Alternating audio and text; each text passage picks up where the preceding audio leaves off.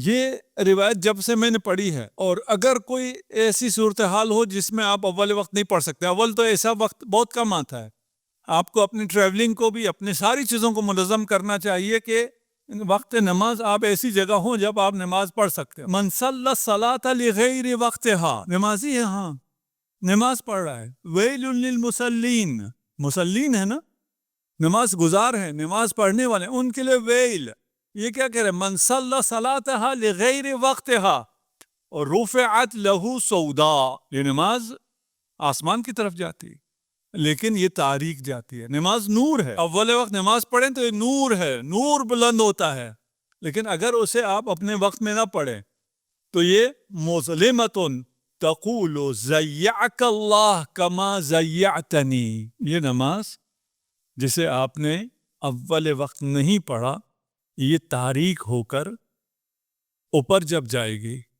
اسے راہ نہیں ملے گی، یہ نورانی پردوں سے ہوتے ہوئے اسے آسمانوں میں جانا، وہاں اسے راستہ نہیں ملے گا۔ یہ کہے گا خدا تجھے برباد کرے جس طرح تو نے مجھے ضائع کیا ہے، اگر میں نے کہا ہوتا تو آپ اس کو نہ مانتے، لیکن یہ معصوم کا کلام ہے۔ نماز میں نے پڑھی ہے، نماز خدا کے سامنے سجدہ ریز ہوا ہوں، لیکن اگر وقت پر پڑھ سکتا تھا اور تاخیر کی ہو۔ ابھی کرسیاں لگ گئی ہیں یہاں الحمدللہ کم ہیں،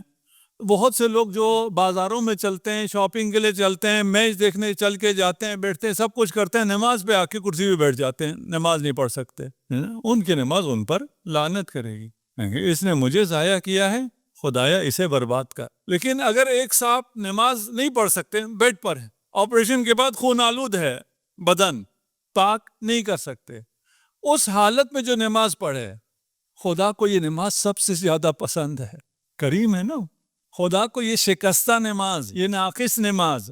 جس میں آپ قیام بھی نہیں کر سک رہے، جس میں آپ اپنے بدن کو پاک بھی نہیں کر سک رہے، اگر اس حالت میں بھی خدا کی نماز پڑھو، یہ نماز سب سے زیادہ مطلوب ہے۔ نفس کو اگر روح تک پہنچانا ہے، یہ میں جو عام اصطلاح ہے اس کے مطابق بات کر رہا ہوں، وَإِلَّا اس میں اختلاف ہے، علماء بہت کلام کرتے ہیں اس میں کہ نفس کیا ہے، روح کیا ہے، فرق ہے، فرق نہیں ہے، ہم اس میں وارد نہیں ہوں گے۔